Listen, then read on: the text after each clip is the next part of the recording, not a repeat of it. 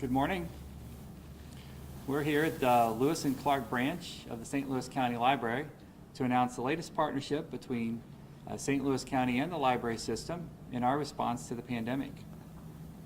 This week, the library and the Department of Public Health will begin offering a regular COVID-19 vaccine clinic at our 4 library branches lasting through the end of 2021, including this branch here at the Lewis and Clark Library. Advanced vaccines at each of these branches will be offered weekly and on a consistent day and time. Health insurance and proof of residency is not required. Since the St. Louis County Library began hosting vaccine events in May, over 775 vaccinations have been administered at our library branches. Prior to this, vaccine events were held periodically throughout all the branches in the county. The new schedule provides a reliable and consistent day and time when vaccines are available, making it easier for people to get a vaccine while they're visiting the library. The St. Louis County Library vaccine clinic schedule is as follows. Wednesday, starting this week at the Lewis and Clark branch, 9909 Lewis and Clark Boulevard, shots will be given from 1 to 7 p.m. On Thursday, from 1 p.m. to 7 p.m., vaccinations will be available at the Natural Bridge branch, 7606 Natural Bridge Road. On Fridays, from 9 a.m. to 4 p.m., a vaccination clinic will be open at the Florissant Valley branch, 195 New Florissant Road South. And on Saturdays, from 9 a.m. to 4 p.m., a clinic will be operating at the Rock Road branch, 10267 St. Charles Rock Road. Consent forms for those ages 12 to 18 must be completed in order to receive a vaccine. Appointments can be made, but walk-ins are always welcome. And free transportation to the clinic is also available by calling 314-615-2660. To make an appointment or to find a consent form or to find information about the vaccine clinics, please visit our website, revivestl.com. Appointments will be made for the second dose after you get your first dose at each clinic, and booster shots are also available for those who are eligible. Getting more of our community vaccinating is critical in getting us through this pandemic. Now, this week, St. Louis County is expected to reach a milestone. Over 50% of our residents who are eligible to get the shot will be fully vaccinated. While it's great to note, we are not even close to having enough people vaccinated to keep this virus at bay. And we've seen how the Delta variant has spread quickly through the community, sickened thousands of our residents, and strained our hospital systems once again. The expanded partnership with the county library system will provide greater access to the vaccine and help us eliminate the disparities we're seeing in certain zip codes, mostly here in North County. Libraries are more than books. They're a community gathering place, an after-school study space, and a weekend activity with the family. And during the pandemic, the library has stepped up to distribute masks, food, and diapers, and continue to deepen its relationship with communities throughout St. Louis County. The library received more than $5 million of CARES Act funding as part of the county's Digital Equity Initiative. The initiative was created between St. Louis County and the library last year to address digital equity among students and seniors in the St. Louis region. The federal pandemic relief funds were used to purchase more than 6,000 Chromebooks and 10,000 Wi-Fi hotspots, all across St. Louis County to provide access to services and also access for students to the website tutor.com.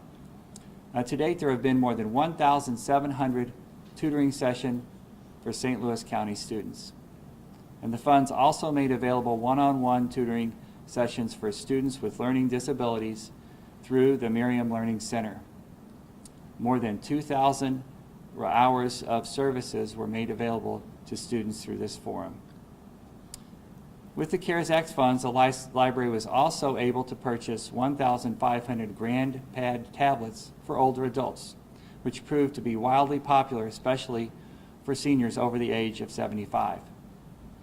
For older adults, the combined impact of social isolation, limited access to technology, has been particularly challenging. Many of our homebound residents or those living in senior care facilities have not had the same access to online resources like Zoom, email, or video calling to help them stay in touch, and most don't have internet access. With the GrandPads, built-in data connections were available, including free Wi-Fi with every tablet, so no home internet connection or data contracts were required. Details of these new vaccination clinics at the 4 of the library branches will be made available today at our website, revivestl.com, and on the library's website, slcl.org.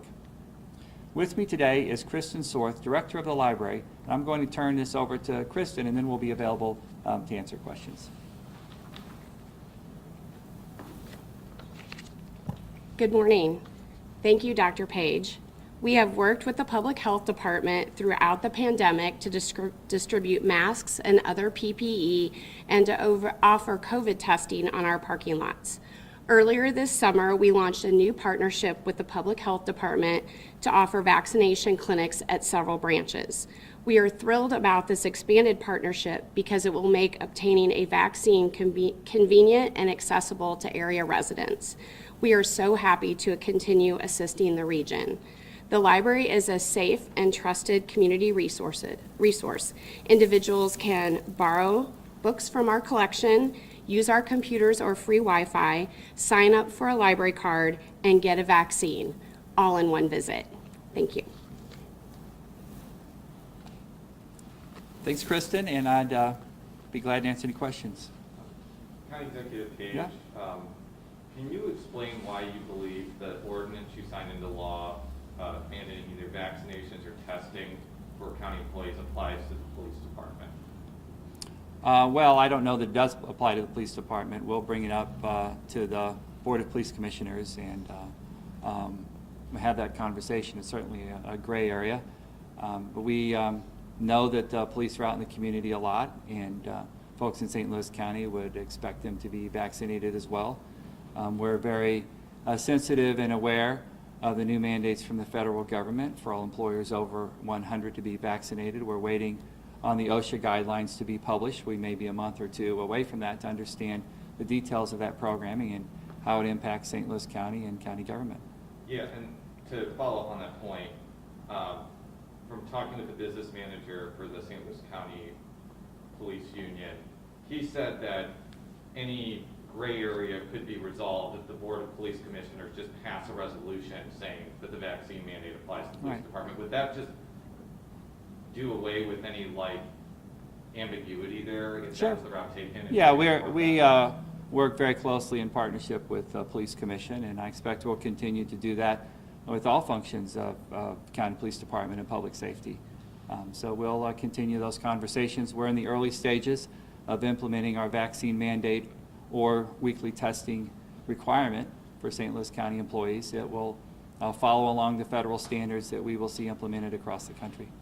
And the business manager told me that they oppose a vaccine mandate because some of the members don't want to get vaccinated or tested.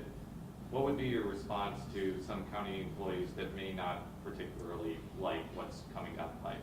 Well, this is a difficult time in the history of our country, very similar to the polio vaccine conversations in the 50s. And we'll get through this stepwise. The current guidance from the federal government is vaccine or testing, and St. Louis County and most employers in our region will follow that vaccine or testing guidance. We understand that there will be some discomfort with that. There will be some opposition across the country and across county government. It's human nature, and it's part of the process. Dr. Page, we have a couple of questions that were sent in earlier. One from Channel 5. We're 2 weeks removed from Labor Day weekend.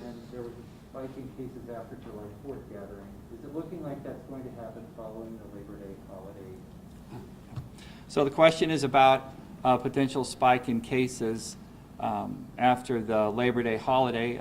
I spoke to our health department leadership this morning. Our cases remain around 260 a day on average. Our positivity rate remains about 9.5% to 10%. That's pretty steady over the past 2 weeks. The full effect of Labor Day activities probably won't be seen for another week or so, but as it stands now, cases in St. Louis County seem to be holding steady. We believe that's in part because of a vaccination rate around 50% for fully vaccinated among eligible residents, which is higher than just about anywhere in the state, still below the national average, and also the widespread adoption of masking in St. Louis County, which we believe has slowed the spread of the virus down quite a bit and has allowed us to hold relatively steady. Also, Channel 5 wanted to get your reaction to Pfizer's announcement today on vaccines for those 5 to 11. Yeah, the question is about the announcement this morning from Pfizer that they believe the vaccine is safe for ages 5 to 11, and we'll be presenting that information to the FDA. And we look forward to the vaccine being available to younger kids.